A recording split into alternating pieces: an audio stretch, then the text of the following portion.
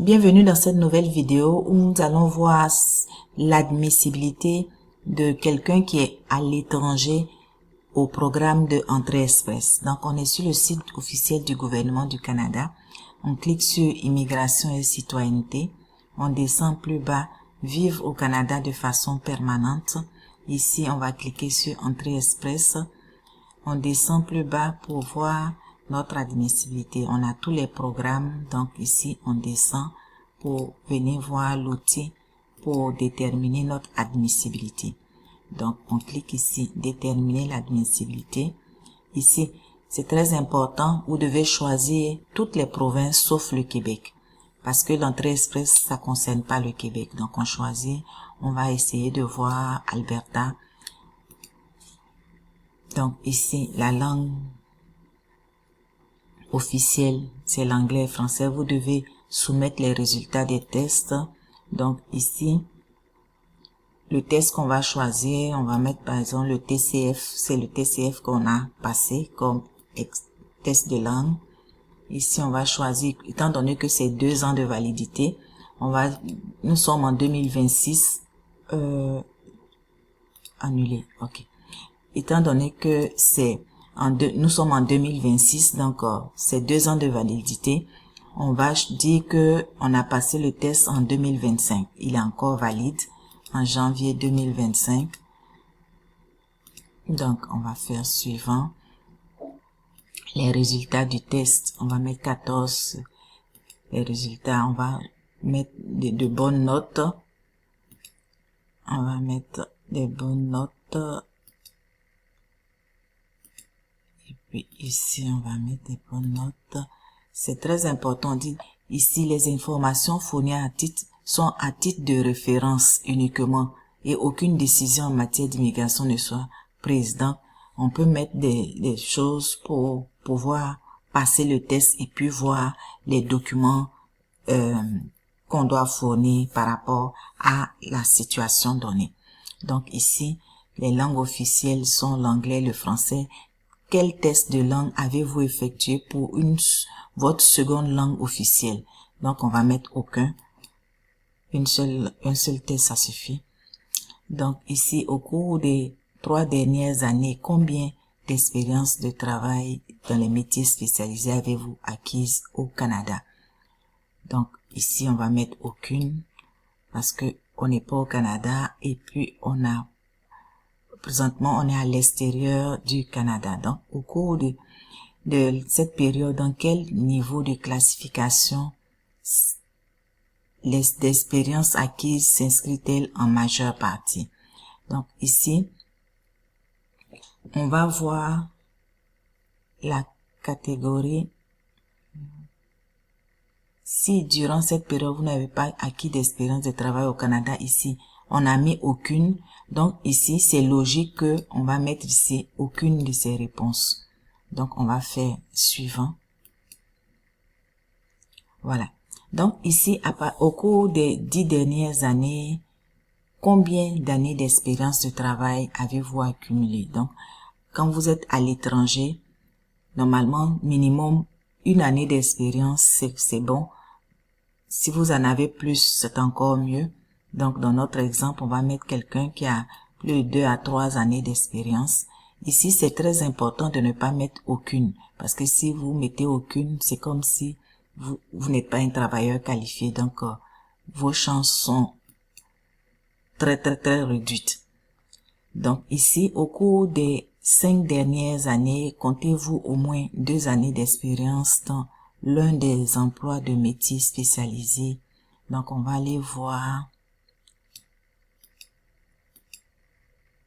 On va voir. Donc, ici, on va voir le 62 200 correspond au fait 2. Donc, ce sont les chefs comme les catégories spécialisées. Donc, si vous ne vous trouvez pas dans ça, vous allez mettre comme les bouchers. Ici, on va faire retour en arrière. Donc, on va mettre ici, on va mettre aucune. Donc, vous ne vous trouvez pas dans la catégorie commençant par 62, 73, 82 et tout le reste. Donc, vous mettez aucune. On va faire suivant. Quelle somme d'argent apporterez-vous au Canada? Donc, c'est important que vous mettiez, dans notre exemple, on va choisir quelqu'un qui est marié avec 2 enfants ou bien 3 enfants. Donc, on va mettre 36 000 à 40 000 ou bien même plus. Avec 3 enfants, ça demande beaucoup de... Donc, ici, combien de membres de la famille mariés avec 3 enfants? Donc, ça fait 5 personnes. Donc, ici, on va mettre 5. On fait suivant.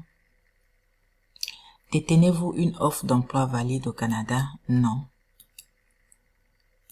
Ici, on va mettre quelle est votre date de naissance. On va mettre une date de naissance de quelqu'un qui est jeune. Donc, en 98, avril, 5 avril. Donc, quel est le plus haut niveau d'études de scolarité? C'est très important à cette étape-là. Comme je vous dis, c'est important de commencer votre TCF, de faire l'évaluation des diplômes obtenus hors du Canada. On appelle ça les EDE. Donc ici, vous devrez le faire pour pouvoir répondre aux questions qui vont suivre.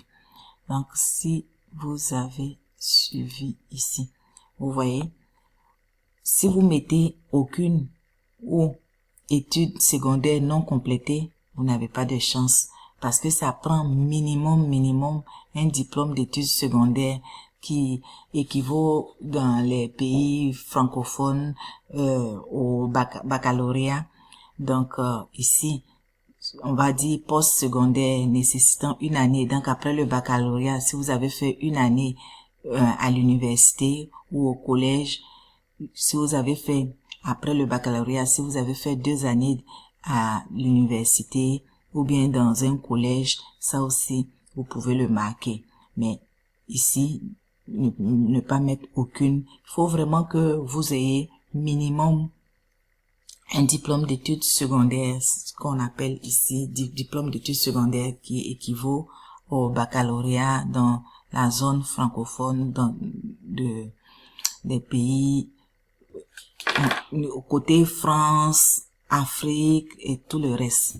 Donc ici, dans notre cas, on va mettre que la personne a un diplôme d'études post-secondaires nécessitant 2 années d'études au fait. Donc ici, on va cliquer sur suivant. Donc, on va mettre j'ai été étudiant à temps plein au Canada pendant 2 années. C'est pas notre cas. Je possède au moins une année d'expérience de la catégorie faire 0, 1, 2 ou 3. Donc, c'est ce cas-là qu'on va choisir. Étant donné tout à l'heure, on a mis qu'on avait une expérience de 2 ans à 3 ans. Donc, un membre de la famille âgée, bon, ça ne concerne pas que on ait un parent ici. Donc, on va faire suivant. Et puis là, ici, on va mettre le statut. Tout à l'heure, on avait pris membre de la famille 5, marié avec 3 enfants. Donc, on avait mis 5. Donc, ici, le statut, c'est marié. On met suivant. On clique sur suivant. Est-ce que votre conjoint a l'intention de venir? C'est important de mettre oui, parce que quand vous faites la demande, que vous mettez oui en même temps, tout est pris en compte au lieu de venir, de mettre non, et puis après faire venir la conjointe, le conjoint, ça prend énormément de temps et puis c'est fastidieux. Donc, votre conjoint votre conjoint est-elle citoyen ou résident permanent? On va mettre non. Donc, ici, on fait suivant. Votre conjoint a-t-elle étudié au Canada? On va mettre non. Votre conjoint a-t-elle travaillé au Canada? On va mettre non. Et puis, ça, c'est votre conjoint a-t-elle effectué un test de langue de français? On va mettre aucun. c'est pas nécessaire. En général, c'est pas nécessaire. Donc là, on est à la fin. On est chanceux avec tout ce qu'on a mis comme information. On a eu un code de référence personnel. Donc ça, c'est le code de référence personnel qui est très important, que vous devez prendre en note. Vous pouvez même imprimer la page pour garder dans vos dossiers si vous n'êtes pas encore prêt pour passer à l'étape prochaine. Donc, c'est très important. Donc, l'étape 1, enregistrez votre code de référence personnel. Ce code expirera le 25 avril. Donc, nous sommes en fin février que je fais cette vidéo. Le code va expirer le 25 avril 2026. Imprimez cette page, vous aurez besoin de ces informations pour remplir votre demande. Donc, inscrivez-vous ou ouvrez une session, donc ici. Après l'étape 1, on a maintenant le code. On passe à l'étape 3 pour aller créer le code, mais ça, ce sera dans une autre vidéo. Et puis, par la suite, on pourra faire maintenant, avec tous les codes, c'est important d'avoir toutes les étapes. Vous voyez, toutes les étapes. Donc, ça, c'est vraiment tout ce qu'il y avait à savoir par rapport à l'admissibilité. Donc là-bas, vous voyez maintenant que avec toutes les informations qu'on a mis, on est admissible pour présenter maintenant une demande. Donc, la prochaine étape, c'est d'aller maintenant créer le compte en ligne avec la clé GC. J'espère que cette vidéo vous a été utile et puis n'hésitez pas à liker, commenter et puis partager la vidéo à ceux et celles qui en auront besoin. Sur ce, je vous dis merci encore et puis à bientôt. Laissez-moi un petit commentaire.